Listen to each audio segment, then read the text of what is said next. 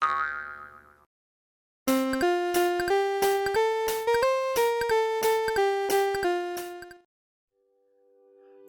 everyone, in this lesson we're going to be representing data using bar charts, focusing on how to make a bar chart. This topic is part of the data area of maths and is suitable for children who are 8 years and older. Before we start, you're going to need a pencil and eraser, some maths paper and a set of colouring pencils. Okay, so what are bar charts? Bar charts are a way of showing information and amounts of something using bars on a chart. Let's go ahead and make a bar chart. Here are all the cars sold in a car dealership in 1 month.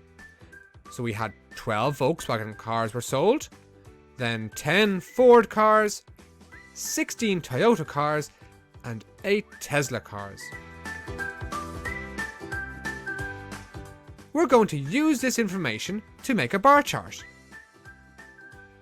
The first thing to do is to create a title for our bar chart, which in this case is Cars Sold at a Car Dealership.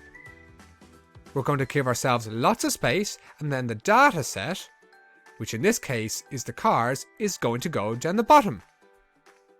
So we can write in VW for Volkswagen, Toyota, Ford, and then Tesla. Then along the side there will be a line where the frequency will go. Frequency meaning the amount of each of the cars sold. Sometimes you might see little lines to help the reader see exactly where the number should go.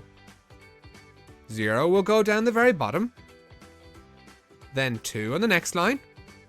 Sometimes your numbers can jump in 2s to save space on the page.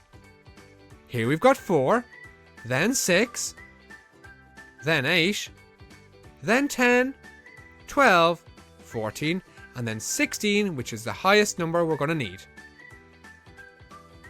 From here, we can then begin to colour in the block graph. Try using different colours for each of the different cars. You might notice the bars are 2 squares thick. And there is also a space in between each bar. To start you off, I will do the Volkswagen for you. Of course, there were 12 Volkswagen cars sold, so we colour the Volkswagens up to the 12 line.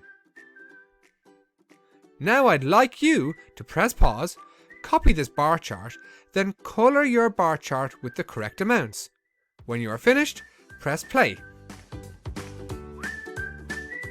Great work! Now let's just check to see if we got everything correct.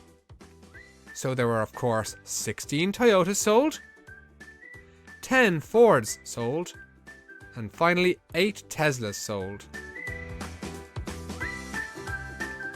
And that's our bar chart for the cars sold at a dealership. Well done! You've learned how to represent data by making a bar chart. In the next lesson, we're going to see if we can answer questions based on this bar chart.